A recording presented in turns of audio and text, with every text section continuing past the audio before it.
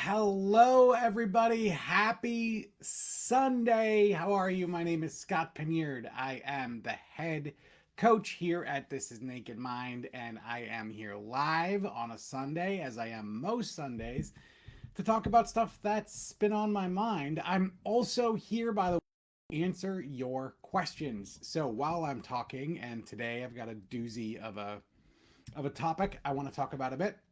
But while I'm talking, if questions or thoughts come up for you, let me know. Type in a question, type in a comment, and I'll be happy to answer as I go through. So before I get into that, and today we're going to talk about a fairly sticky might not be the right word, um, a kind of complicated topic for a lot of people, and that is relationships. We're going to talk about relationships, navigating those relationships after we quit drinking. And that is challenging and that is scary. And so many people have questions and issues and comments about it. And I really, really, really want to dive into it a little bit, which I will do. Hey, Jenny, how are you? Sorry about that feedback there. I had to set up my phone so I can make sure and see all your comments. Before I get into questions, comments, thoughts, and I really want to hear how you're feeling about it. Carla, how's it going? Um, please take a minute and ask yourself this question, right? Is it interesting to me to read the stories of other people that have learned how to navigate relationships, that have learned how to change their relationship with alcohol? We wrote a book, or I should say we didn't write it. The people who have gone through our people who've gone through our programs wrote it. It's called Naked Life Stories. And it's more than 40 stories of people who have learned how to change their relationship with alcohol and sort of reorient their experiences. And they have learned, by the way, how to navigate their relationships. We want to give this to you 100% free. You can find it at nakedlifestories.com. That's nakedlifestories.com. Go on over there. You'll get your free copy. You can buy a digital copy as well. I think it's like 20 bucks on Amazon, but we're going to shortcut that and give you a free copy. It's just these stories of how people have learned to make this change. And it makes such a huge difference when we're working through this process as well. So nakedlifestories.com, check that out. All right, let's see. A couple of other comments here. Maria, hey Maria, how are you? I was just thinking how I'd not been in for a while on a Sunday night. Approaching 9 months alcohol free now. That's amazing, Maria. Congratulations to that. She said, been sharing T&M resources with lots of cops recently while on well-being program with the police. That's so cool. Also, one of my neighbors is doing the experiment this month on the app. That is awesome. I'm super happy to hear that, Maria. So I wanted to talk today about relationships. I want to give you a little bit of background of why I want to talk about this. Also, by the way, can I apologize for this? my wife, my wife and I are sharing an office when I work from home, and she's in the middle of sending out a bunch of stuff for her job. So please, ignore this part of the screen. But the reason that this has been on my mind a lot recently is I've gotten a lot of questions about it, particularly over the last couple of months, particularly as things sort of open back up again post-COVID. There's a lot of people who either quit drinking during the pandemic and have been alcohol-free for a while, or people who are newly alcohol-free and they're like, man, I don't know how to navigate this. And it's a question, honestly, that we get all the time, right? How do I navigate my relationships, right? This is going to be different. How do I do this? What are people going to say, right? What will happen? How will I be social again, right? I feel self-conscious. It's a big topic, and I want to touch on a few parts of it that I think are probably the most useful for people to hear and to understand. The very first thing that I want to sort of touch on, let's see, Laura says, I'm so glad this is the topic. Breaking up was one of the reasons I finally decided to grit. Yes, I totally get that. Here's one thing I want you to understand.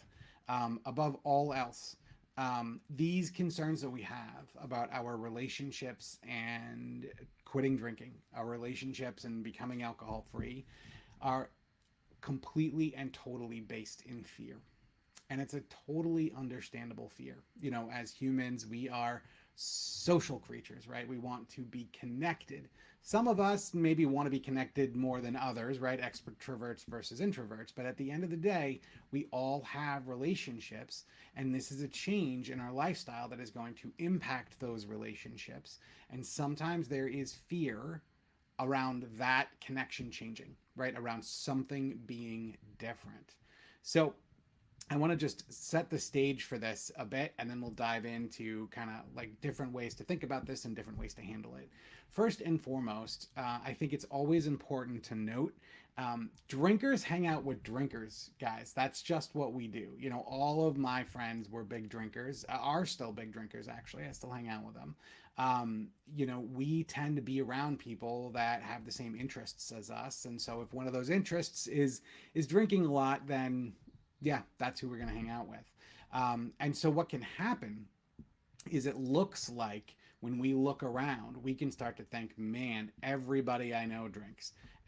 All of my friends, all of my family, all of my neighborhood. And the reality is a lot of adults do drink, but generally not to the levels that we used to. And so it seems daunting, right? It seems intimidating. And you add on top of that sort of the cultural baggage that comes with, oh, Scott quit drinking, right? What are those things? Those are things like we shouldn't drink around him, or we can't talk about drinking around him, or we have to be careful with him, like all of that stuff. Now, none of that stuff has to actually be true in your experience, but one of the big fears we have because we're in this culture is that we're going to be treated this way. And one of the things that I am very happy to tell you today is that it's likely that that won't happen.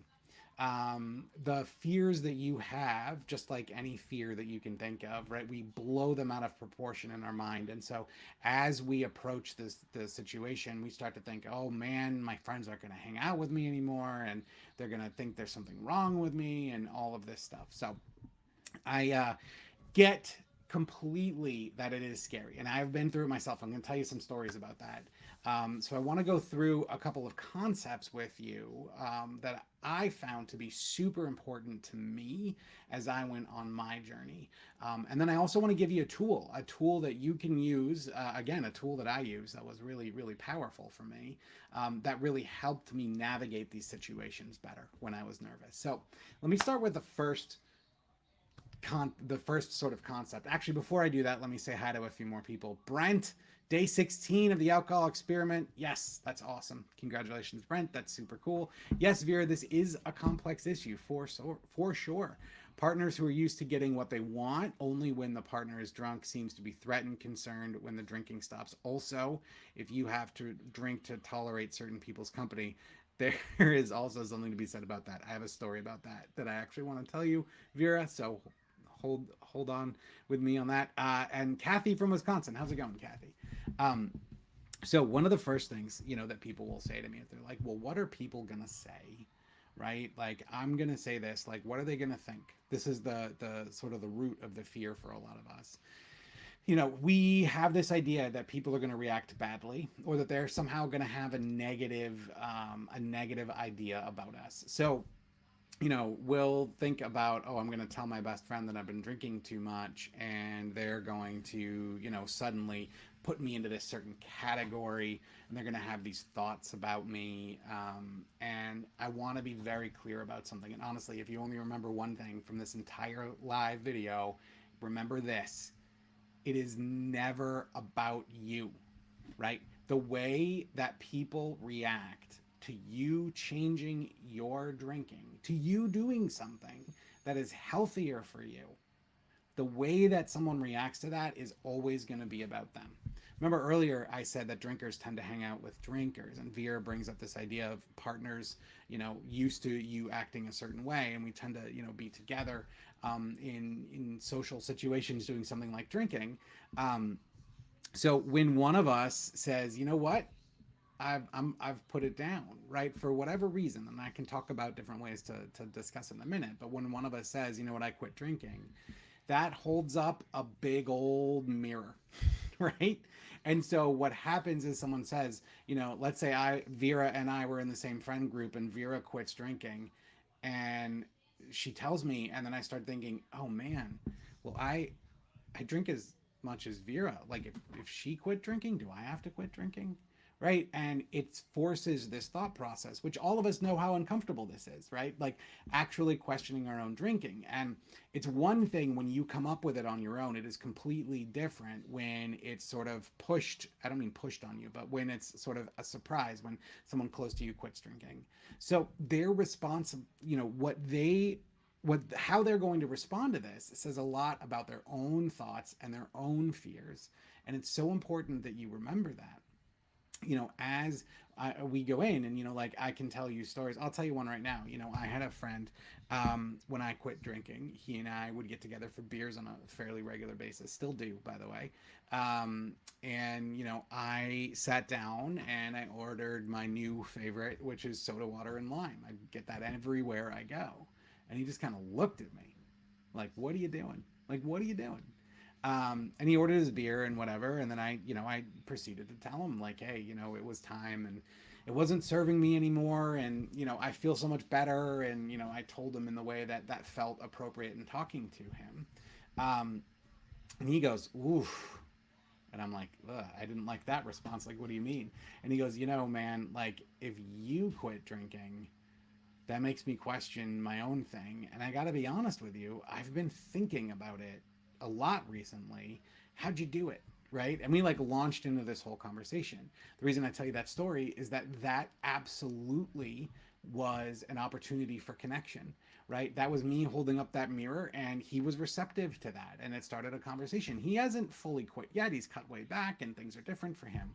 My point of it is this, though. I was really worried about him judging me. But the reality was there was already a thought process going on in his head that I just happened to hook into. That's what's going to happen when you talk to people. So people often say, like, well, then how do I do this, right? Like, how do I go? Like, I don't want to browbeat my friends or make them feel like, they can't drink around me or can't hang out with me. And I totally get it. I totally get it. The best things that I know, are very simple with this. First and foremost, be open, but only as open as you want to be.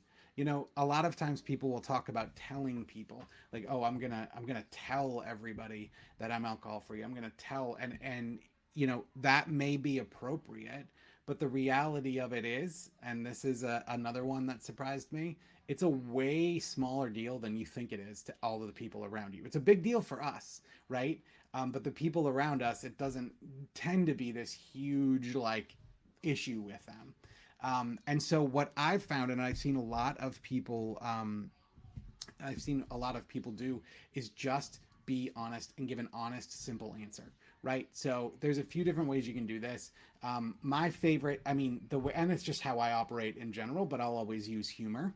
When someone says, "Oh, Scott, aren't you drinking tonight?" I'll be like, you know what? I'm on an indefinite pause for the rest of my life, or something like one of my friends. I remember I told her, I quit drinking, and she goes, oh, "Scotty, you quit drinking? Did you need to?" And I said, "Come on, like, come on." And she goes, "Yeah, you're right." Like, so for me, being able to make jokes is fun. That's a good way to handle it. Another way that a lot of people do, and especially if you're relatively new to it, one thing that people will do is they'll just kind of give a quick answer that is not like, oh, I quit drinking because I had a problem, and I'll talk about that in a second. Is they'll just sort of they'll kind of brush it off with something, more minor. So like, oh, no, thanks, I'm training for an event, or I'm on medication, or I'm trying to lose weight, whatever that is. That's a great way for you to kind of get your alcohol-free feet wet, without having to have this big, huge conversation. And that's what I want to talk about next, is the idea of this big, huge conversation. It's not required. Your decisions and what you do with your own life and your own body are yours. So, very often we get the feeling that we need to tell everyone, like, all the details and like all this stuff that happened and why we made this decision. And so a lot of times when we think about this conversation, we have like this big dramatic speech drawn up. But the reality is, you don't have to do that.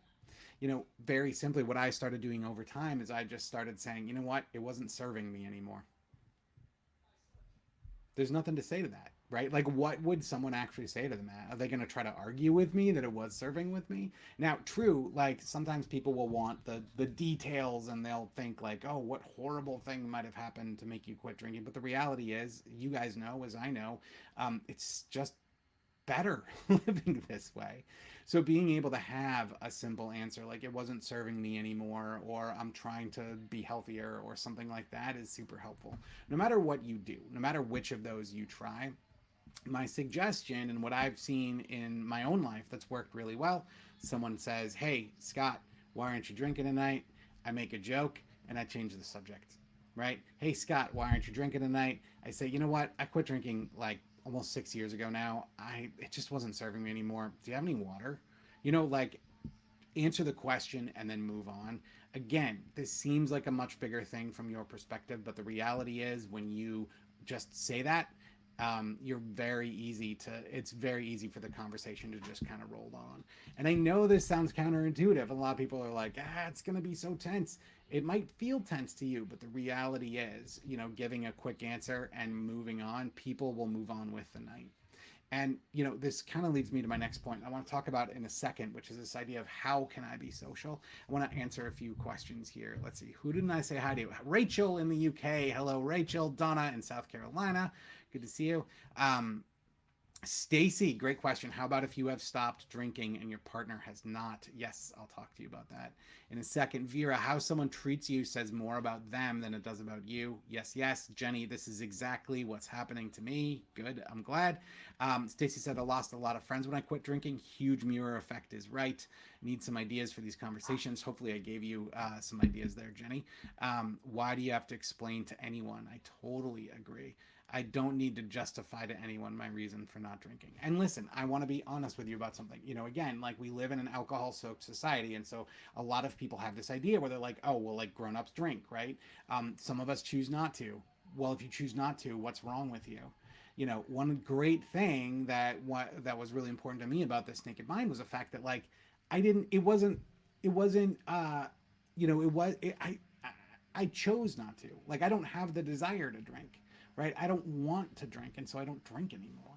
It's very weird for someone to be like, why aren't you doing this thing you don't want to do anymore? And this is the power of us going alcohol free and going to these functions and engaging with people. I want to talk about partners specifically in a moment, but the same thing applies with partners that it does with friends. If you show up to, say, a barbecue where everyone used to get drunk together, and you are still engaging, and you are still having fun, you're probably having more fun, you're probably more engaging, right? And you are still you, that's where people are going to get comfortable. They're going to ask you a lot of questions. One, because they're worried about you. Two, because they're worried about themselves. And three, because they are experiencing that very same fear that I was talking about at the top of this live, right? When someone around us suddenly makes this shift, we start to worry, man, maybe they're going to change. Maybe Scott's not going to be my friend anymore. Maybe so-and-so isn't going to hang out with me. That fear, they might not realize it, but that fear is very real. And so you being you, right? You answering that question quickly and moving on. You being the normal version of you starts to put that at ease. And that's what can really lower for some people this tension that they think they feel or they might feel. But it can also make your friends more comfortable. And once that guard is lowered, once that gate comes down, man, really great conversations can happen, and not from a blaming way or from a place of fear, but again from a place of connection. And that makes such a huge difference. So who was I going to answer? Yeah, okay. Stacy asked this question: how about if you have stopped drinking and your partner has not? You know, it's funny, this comes up a ton. And the reality is, like I mentioned just a few minutes ago, this is about fear, right? You have changed, they haven't, you're in a relationship. Uh-oh, what's going to happen, right? Like, she's changed, what am I going to do? That can be very nerve-wracking. The honest truth, the best answer I have for you is to be very open with them about what you want, how they can support you, and how you want to move forward. if you can be honest about those three things and give them tangible things on all of those, it will make them feel so much better. Again, this is fear, right? This is fear that they're going to lose you. This is fear that things are going to change. This is fear that things are going to be different. And very often, concrete steps during fear make us feel so much better, right? So if you can say, and let me back up a step. What I do recommend when people are going through this is that they spend some time just getting very clear in their own head. What are the things I would like to have as far as support? What are the things I need for support? And what is the stuff I don't want around anymore? And so spending some time getting clear with yourself around that, right? So maybe the things that you need during support is you need, you know, for me it was hugs. To be honest with you, like I just needed hugs at the end of the day. I know it's kind of silly, but it made a huge difference for me. So I told my wife that, I was like, hey, like just make sure you give me extra hugs. Like that just makes a big difference for me. But maybe that's what it is for you. Maybe you need alcohol-free time together. Maybe it's 1 or 2 days a week, whatever that might be for you. But get clear about what it would be what it means to you and how they could support you. Very often, when someone is in that fear and they're concerned about things changing, about like the ground rules changing, quote unquote, they're going to just love to grasp onto something concrete that you can give them.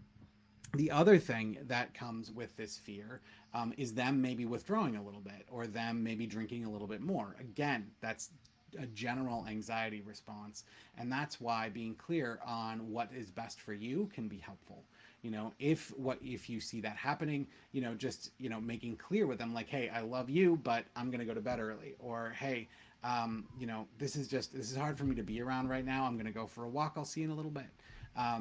Again, being clear and standing for what you need, but then also giving them ways that they can support you is an amazing way to bridge that gap. And something incredible happens, and this is not a guarantee, but I will say it happens way more than I ever thought it did. And that's this: when one partner in a partnership goes alcohol free or makes a big change like this, initially it causes some friction, right? It causes some stress, it causes some tension. But then what happens is the partner who's still drinking is looking at you and like, wow, she's like happier and she like looks better and she doesn't seem as stressed. And I mean, again, I've seen this over and over, both in, close relationships as well as larger friend groups. Over time, people are just like, man, I'll have what she's having, right? Like I want to understand, what this is, and people will open up to you and they'll have conversations. So be clear about how someone can support you. Be clear about what you need to take care of yourself. And if you can state those things, openly with your partner, it can make a really, really big difference, both in the short term and in the long term, by the way. Let's see. I want to see how they, couple more comments came in. Vera asked people what the best part of their day and worst part of their day was. Highs and lows. Connect on what is memorable. Exactly. Stacy says, I'm 19 months alcohol free and it's very lonely when you're alcohol free and hubby is not. His problem was just as big as mine. It's stressful. Yeah, Stacy, again, staking those claims for yourself of like, here's how I can take care of me. And that might mean like, watching TV somewhere else for the night or sitting out on the porch and reading or, any number of things like that. But taking care of yourself first will make it so that dealing with this is so much easier, or I should say so much less stressful. So we talked about, what to say to people. We talked about the fact that this is all underlying with fear. I want to give you guys a tool that I found to be so, so useful when I went through this. And I want to offer it to you because I think it's super, super helpful. And this, by the way, this could be if you are facing a difficult conversation, say with a partner, or if you are facing a party for the first time in a long time and you don't know how you're going to talk to people. One of the best things you can do for yourself is take a few minutes to visualize it. And here's what I mean. Our brains are incredible, and they actually have a hard time telling the difference between an actual real world event or a very well imagined event, right? And so, what you can do if you are nervous, if you are concerned, if you are worried, is you can spend some time visualizing this event that you're thinking of, this conversation, this party, whatever it is, and be super specific with yourself, right? Like, think about where you're going to be, like visualize the environment, visualize what you're wearing, what they're wearing, what it was like getting ready, like what's the weather like, how do you feel, really tune into that, and then in your mind have this conversation with them, right? Have this conversation and say, hey, you know what, I am concerned about you, or I recently quit drinking and I noticed you've continued, and here are a few things that bothered me, right? Whatever it is that you want to communicate, and imagine that entire conversation. The reason that this is so powerful is that, as I said earlier, your brain can't really tell the difference between a real event and sort of an imagined event. And so, if you imagine this sufficiently well, you will actually start to experience some of the emotions that you will experience when you talk to them. This is amazing. This is an emotional dress rehearsal, and it can give you some more confidence going into this, knowing like, hey, I was able to get through this, right? I experienced these emotions, and this is where I'm at. This visualization technique, and also visualizing, by the way, like expressing yourself and visualizing how they might be responding to you and how that makes you feel and how you can respond, all of this almost gives you this dress rehearsal for the actual thing, the actual moment. And over, I find, and I do this in a lot of different aspects of my life. I'll do it like when we do a live event. I'll spend time visualizing going on stage because it still makes me nervous as hell. And like all of these things, all of these events that we have to experience, that cause us some angst. If you spend some time visualizing it, you kind of get used to what those emotions are, so that when you get to that event, it doesn't feel as scary. It still can feel big, but it doesn't feel as intense. And this is true, by the way, with going to a party, right? Going to a party is something that comes up all the time, where people are like, I don't know how to actually go to this party. I don't know how to show up. I don't know how people are going to react. I don't know how I'm going to feel. Those sort of questions come up. Spending some time visualizing it, setting aside half an hour for yourself to just sit there quietly and imagine it, and let yourself get lost in it, can really help you feel better, because you've experienced some of this stuff before you actually get there. Stacy, Kathleen, Stephanie, Jenny, I really want you to understand that you guys and your relationships that you're navigating right now, the very best thing you can do is stand up for yourself, right? This is what I need to feel better.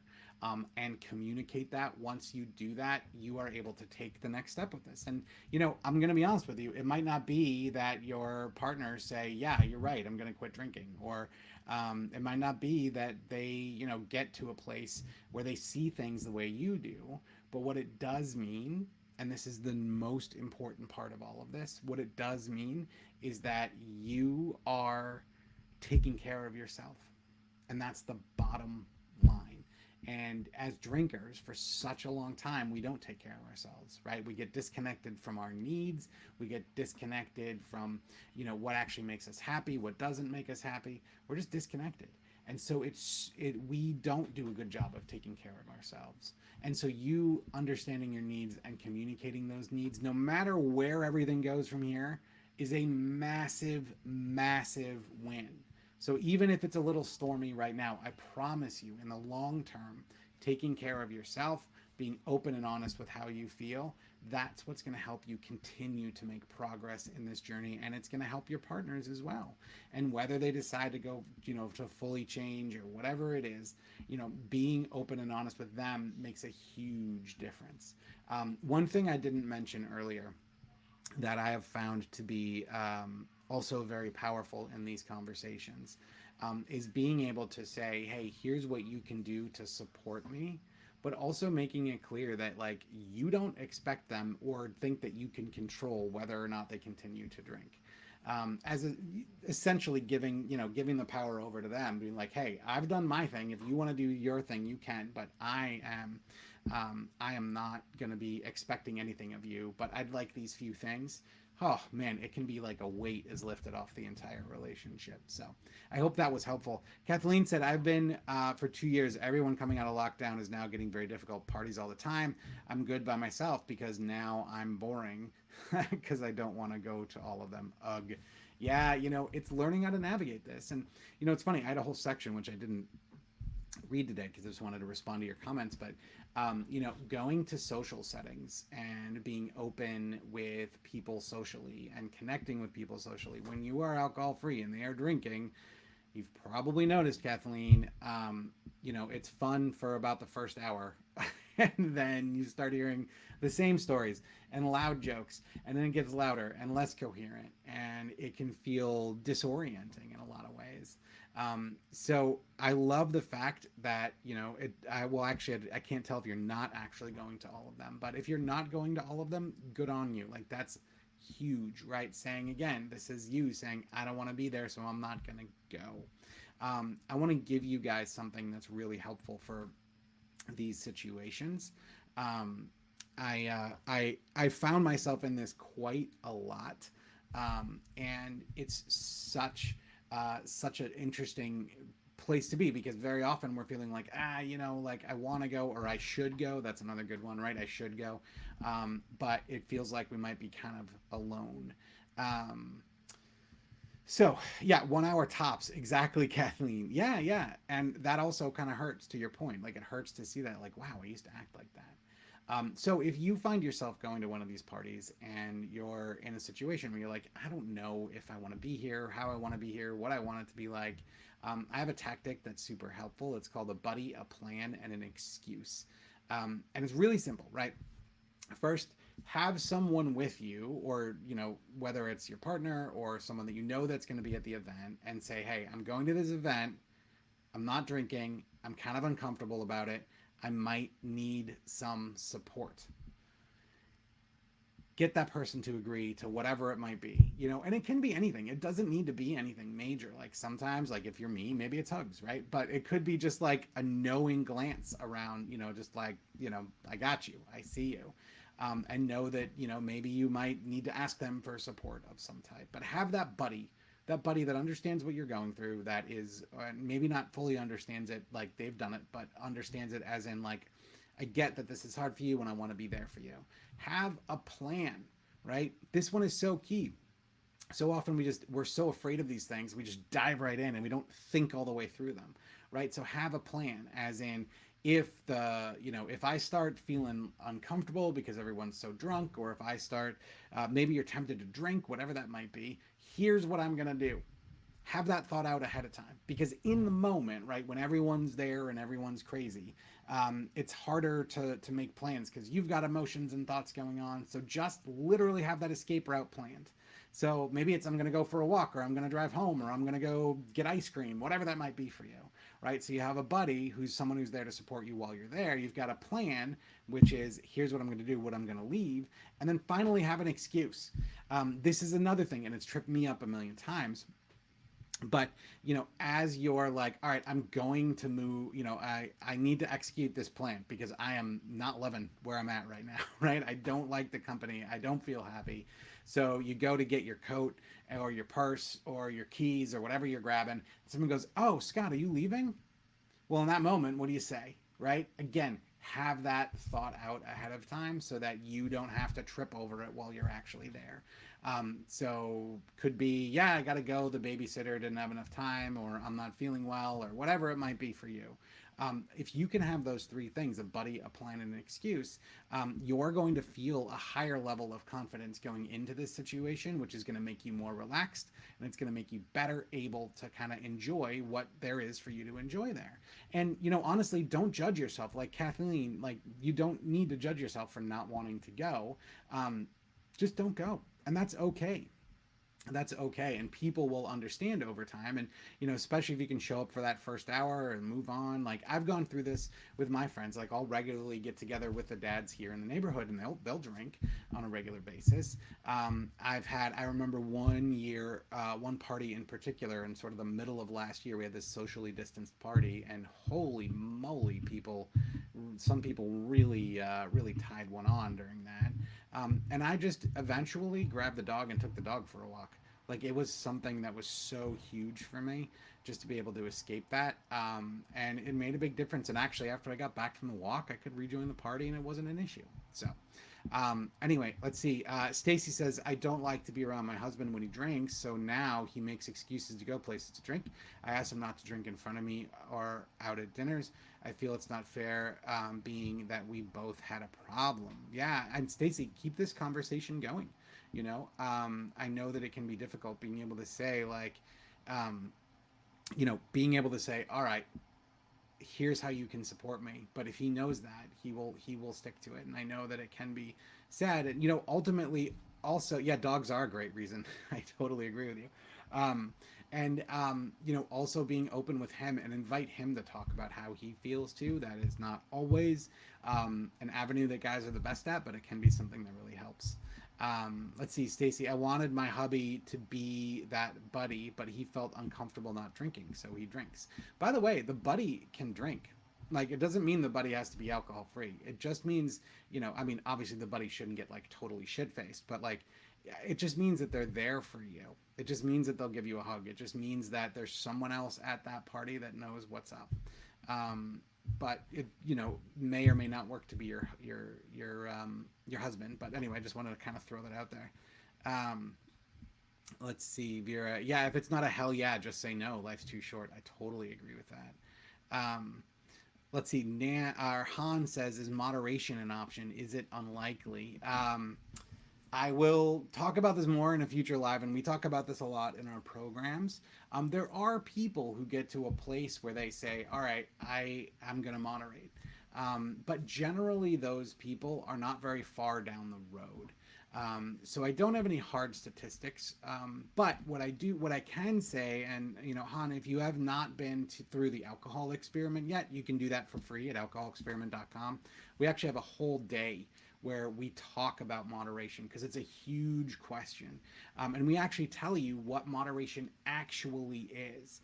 A lot of people feel that moderation is like, all right, I've got these rules and I've got these metrics, and as long as I stay inside of this box, like, I'm totally okay. The reality is, if you're making rules and metrics, and I'm giving you the Reader's Digest version, you can, of course, see more info on this in the alcohol experiment. But if you have to make these rules and it's stressful to make these rules, like, is that really, like, technically, if you're not drinking as much alcohol, but like, is that freedom? Right? And that's what people are talking here. So we talk about the idea of liberation versus fixation. Liberation, as in, I am totally free to do what I want when I want, and I don't feel bad about it, versus fixation, which is like, I'm thinking about alcohol or I feel tied down by alcohol. So when looking to moderate, the question is, like, are you actually free to do this the way that you want to do this? Like, are you actually free to live the way that you want to live, or are you still fixated? That is a much better question to ask when it comes to moderation. And so lots more information available on that in the alcohol experiment. And it's totally free. So if you go to alcoholexperiment.com, you can get signed up there, or use our app. We have a new app. It's just the alcohol experiment. You can find it in the app store. So I hope that's helpful, Han. Vera, I just meant they say I'm boring. I'm totally okay not going. I love it. That's so good. Kathleen says TNM got me alcohol free as soon as I read it 800 days ago today. Wow, that's awesome. Congratulations on that, Kathleen. That's absolutely something to be celebrated. All right, everybody. So I want to. I just got one more comment. Then maybe I will wrap it up. So Susie says, hey, I love this. I've got pretty good at it. I've said no to parties all weekend this weekend just because I wasn't feeling my best, and there felt like there would be some uncomfortable situations for me. Last week I went to a huge party and had a great time drinking alcohol-free drinks. My friend stayed sober with me, which was awesome fun. It's actually really empowering, and you often find that the other people say, wish I wasn't drinking. You will feel great in the morning. I couldn't agree with you more. That's such an awesome story to end on. So, everybody, if you want to hear a little bit more about how other people have overcome this and how they have changed things in their lives, I highly recommend Naked Life Stories. It's more than 40 stories that have been sent in to us, all about going through this process, all about changing our relationship with alcohol. And if you would like a free copy of that, you can get it at nakedmindstories.com. That's nakedlifestories.com. Nakedlifestories.com. Let me put that in the chat just so you guys have that link. But it is worth checking out. It is such a great book. My story's in there. Lots of people's stories are in there. So thank you for hanging out with me today. I know this is a big topic. I want to, continue to talk about the stuff that's on your mind. So I hope this was helpful, and I will see you all next week. Have a good week.